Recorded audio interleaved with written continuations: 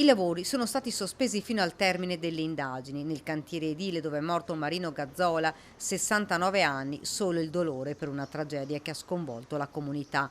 L'operaio, che era tornato al lavoro dopo un periodo di malattia, aveva subito un intervento all'anca, era in pensione ma aveva scelto comunque di continuare a lavorare per l'impresa dove aveva trascorso una vita da operaio edile, assunto con un contratto part-time dalla stessa ditta di Altivole. In procura è stato aperto un fascicolo, per ora l'ipotesi di reato è quella di omicidio colposo, ma non ci sarebbero iscritti nel registro degli indagati. Si attendono gli esiti degli accertamenti effettuati dagli uomini dello Spisal di Montebelluna subito dopo la tragedia e dai carabinieri. Al vaglio degli investigatori, sistemi di sicurezza, innanzitutto l'utilizzo dell'imbragatura che il 69enne sarebbe stato obbligato a dotarsi nel caso in cui il ponteggio non fosse stato dotato di parapetto. Il cantiere è stato sospeso in attesa che l'inchiesta arrivi a conclusione. Marino Gazzola è stato descritto da tutti come una persona attenta e soprattutto esperta.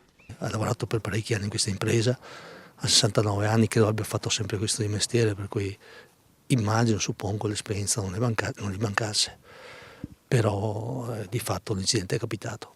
Un incidente che non ha lasciato scampo al 69enne, un trauma cranico gravissimo. L'uomo è morto sul colpo dopo un volo di quasi 6 metri. La procura non sarebbe intenzionata a disporre l'esame autoptico. Il gravissimo incidente è avvenuto nel primo pomeriggio di martedì. Gli operai lavoravano in questo cantiere da prima dell'estate. Il progetto prevedeva la realizzazione di un B&B.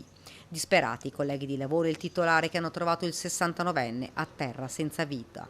Marino Gazzora lascia nella disperazione la moglie Afra e 3 figlie, sconvolta la comunità di Casale d'Altivolo dove l'uomo viveva assieme alla famiglia.